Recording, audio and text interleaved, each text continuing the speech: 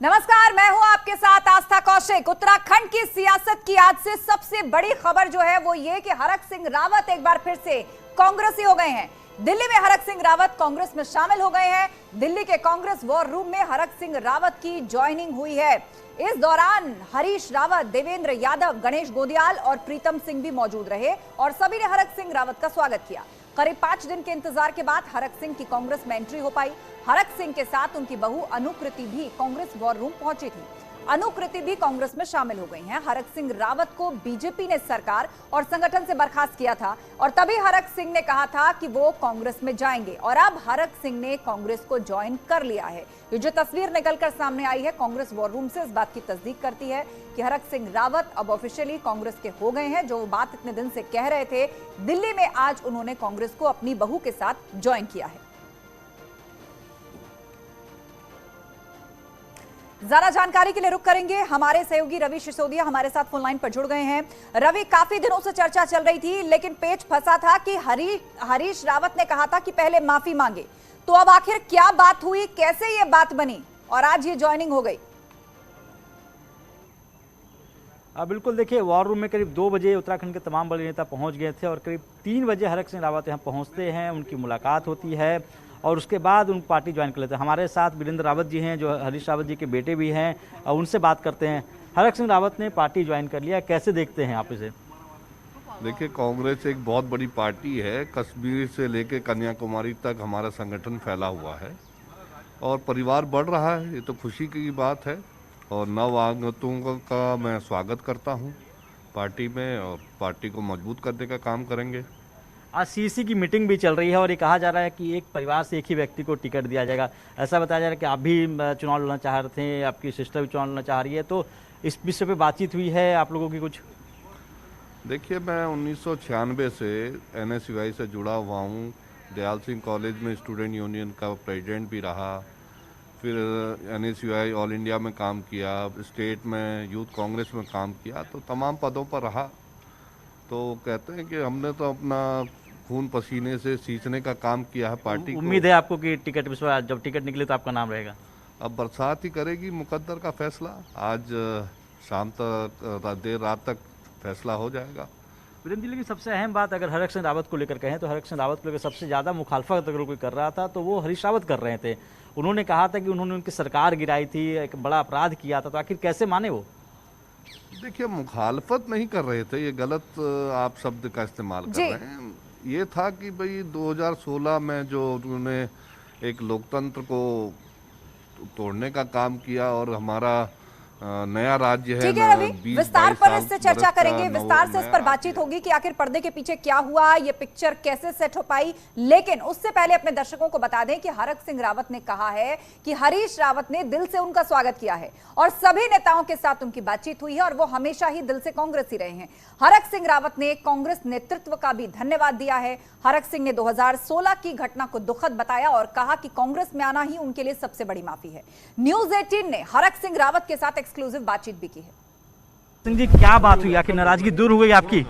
हाँ, बिल्कुल मेरे कोई नाराजी नहीं थी और आज मेरे लिए बिल्कुल खुशी का अवसर है कि जब मैं आज फिर से एक बार भारतीय जनता पार्टी को छोड़कर कांग्रेस परिवार में सम्मिलित हुआ हूँ और ये मेरे लिए निश्चित रूप से एक सबसे बड़ी खुशी का अवसर है कि आज माननीय हरीश रावत जी, माननीय प्रियंका गांधी, राहुल गांधी जी, सोनिया गांधी जी और सब ने मुझ पर भरोसा जताया है। अपने लीडर ऑप्शन प्रीतम सिंह जी, बीच में ये भी खबर चल रही थी कि आप बीजेपी के कुछ नेताओं से संपर्क में आ गए हैं बीच में। बिल्कुल गलत खबर थी।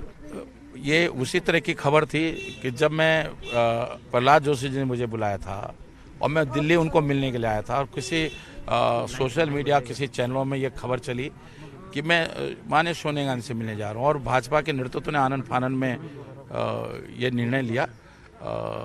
तो ये निश्चित रूप से उसी तरह का, ये एक तरह से मैं सोचता हूँ कि उसी तरह मनगढ़ंत खबर थी। आपको लेकर हरीश जी ने काफी बोला भी था, कहा था आपने एक अपराध किया था, सरकार ही नहीं गिराई थी, नुकसान भी किया था उत्तराखंड का, तो क्या वो नाराजगी दूर हो गई?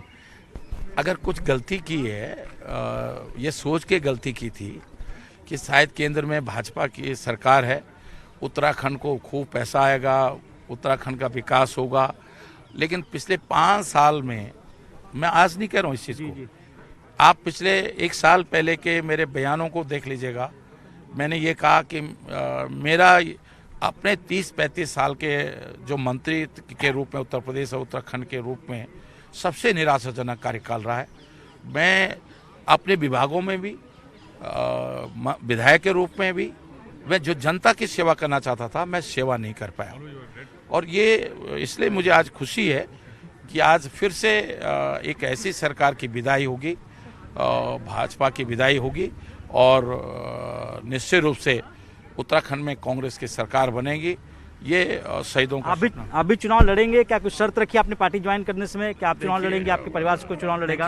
मैं कुछ शर्तों पर राजनीति नहीं करता हूँ, ये क्योंकि ये निर्णय निश्चित रूप से पार्टी को करना है कि मुझसे कौन सा काम पार्टी लेना चाहती है, ये पार्टी को करना है।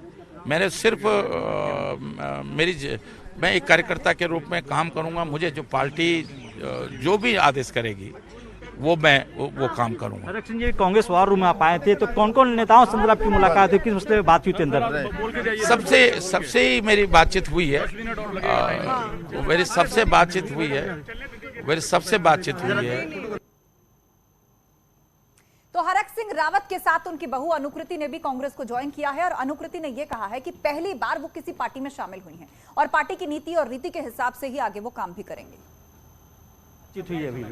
देखिए, कोई बातचीत जो भी हुई है, मतलब बात यह है कि सिर्फ आज पहली बार मैंने किसी नेशनल पार्टी की सदस्यता ली है और जो भी पार्टी ने मुझ पे भरोसा दिखाया है, मैं उनकी बहुत शुक्रगुजार हूँ, बहुत धन्यवाद मैं उनका कर रही हूँ कि बेटी को, उत्तराखंड की बेटी पे उन्होंने ये भरोसा रखा और मैं भी उनको ये भरोसा दिलाना चाहती हूँ, दिलाया कि मैं उत्तराखंड के अंदर पूरी मेहनत करूंगी, अपनी क्षमताओं का इस्तेमाल कर महिला नेतृत्व की जो आवश्यकता हमारे प्रदेश के अंदर है, हमारी बहनों को आगे बढ़ाने का, हमारे पहाड़ के युवाओं को आगे बढ़ाने का काम मैं प्रदेश के अंदर। क्या इसमें कोई चर्चा है? क्योंकि ऐसा बताया जा रहा था कि परिवार से एक ही व्यक्ति को टिकट मिलेगा, तो क्या आप चुनाव लड़ने वाली इस तरह की बात? देखिए, ये पॉलिसीज जो है, ये पॉलिसीज नेशनल लेवल पॉलिसीज हैं, ये पार्टी की अपनी पॉलिसी है। इस पे मुझे नहीं मालूम कि क्या डिसीजन होगा, मुझे नहीं पता कि उन लोगों ने क्या सोचा होगा, लेकिन जो भी निर्णय पार्टी का होगा, जो भी निर्णय शीर्ष नेतृत्व का होगा, वो हमें मंजूर होगा और उस क्षेत्र में और उनके दिशा निर्देशन में हम काम करेंगे। ये भी कहा जाता है कि हरक सिंह जी को लेकर काफी नाराजगी थी, क्या वो नाराजगी अब दूर हो गई? क्योंकि कहा जाता है जब उनकी सरकार थी हरीश रावत जी की, तो इन्होंने सरकार गिराई थी उस दौरान। देखिए, जहाँ तक मैं पिताजी की बात कर रही हूँ, डॉक्टर हरक सिंह रावत जी की बात कर रही हूँ, मैं सोचती हूँ कि शायद मुझे बताने की आवश्यकता नहीं है कि पूरे प्रदेश के अंदर, उत्तराखंड के अंदर उनके जैसा जननेता नहीं है। चाहे वो किसी भी सीट से चुनाव लड़े हों, इतनी बहुमत के साथ वो हमेशा आए, हमेशा उन्होंने अपना जो परचम लहराया है और जितनी सूझबूझ, जितनी समझ उनके अंदर है, आप सभी लोग जानते हैं, उतनी तो शायद लोगों की उम्र नहीं है जितना उनका राजनीतिक अनुभव है। तो ऑफ कोर्स ये बात आई थिंक जो भी मतभेद हैं उनके, मुझे लगता है सॉल्व हुए होंगे और बहुत वार्म तरीके से, मैं कहती हूँ बहुत आत्मीयता के साथ हमको इंडियन नेशनल कांग्रेस ने यहाँ पे एक्सेप्ट किया है, उनकी हमें अपनी सदस्यता दी है, तो मैं उनका पापा के और अपनी तरफ से बहुत बहुत शुक्रिया करती हूँ। आखिरी सवाल लेता है, माना जाए कि आप कांग्रेस की तरफ से उम्मीदवार होंगे इस बार? देखिए, मैं कह नहीं सकती, मैं अभी सिर्फ कांग्रेस की सदस्य हूँ और अगर कांग्रेस भरोसा करेगी तो जरूर होंगी। न्यूज 18 से बातचीत करने के लिए शुक्रिया। वीडियो जर्नलिस्ट सोनू के साथ रवि सिसोदिया, न्यूज 18 दिल्ली। और इस पर चर्चा के लिए अब हम सीधे रुख करेंगे देहरादून का। हमारे सहयोगी दीपांकर भट्ट हमारे साथ देहरादून से लाइव जुड़ रहे हैं। दीपांकर, ये बताइएगा, बेशक हरक सिंह रावत ये कह रहे हैं कि कार्यकर्ता की तरह काम करता रहूंगा, लेकिन स्थिति उतनी भी आसान नहीं है। जिन हरक सिंह रावत को लेकर कभी ये कहा गया हो कि वो अपराधी हैं, उन्होंने सरकार गिराई है, उन्होंने कांग्रेस का, उन्होंने उत्तराखंड का नुकसान किया है, माफी मांगे तो ही वापसी होगी और उसके बाद अब वापसी हो जाती है, तो पर्दे के पीछे क्या आश्वासन, क्या प्रॉमिस रहे और कैसे ये बात बनी?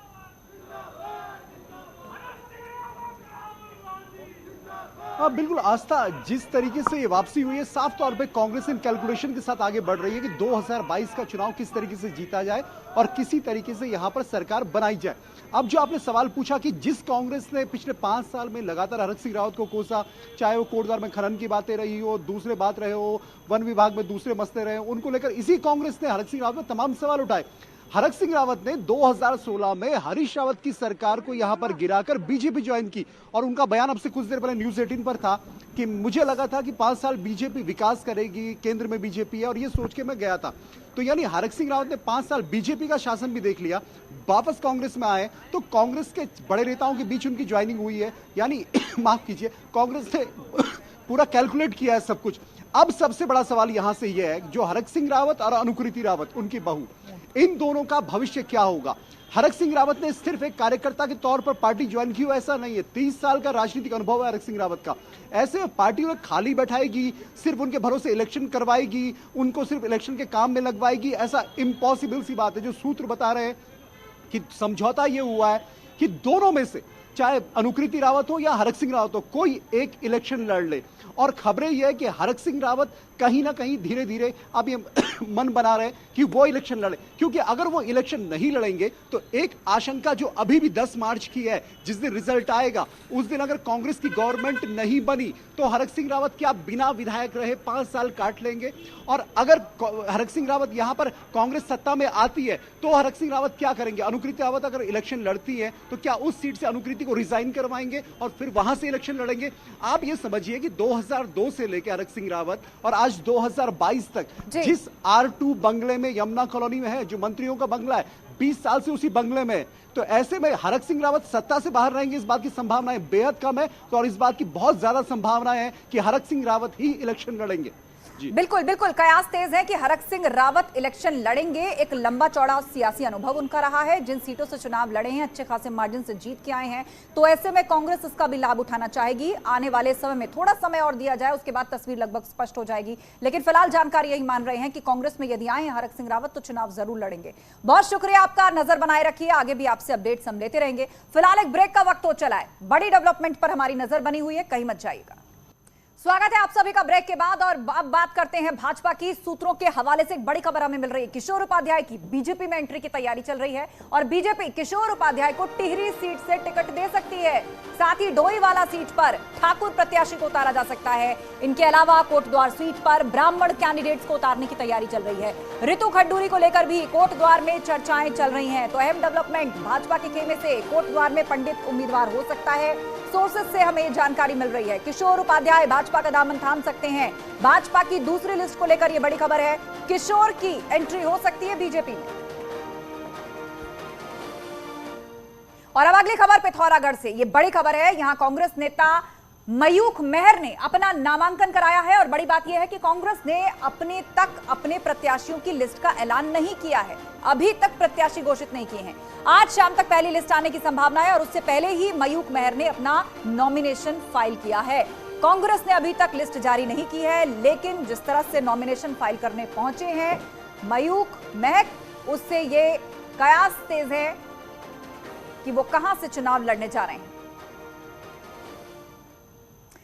फिलहाल वक्त है एक ब्रेक का, खबरें अभी और भी हैं, आप बने रहिए हमारे साथ।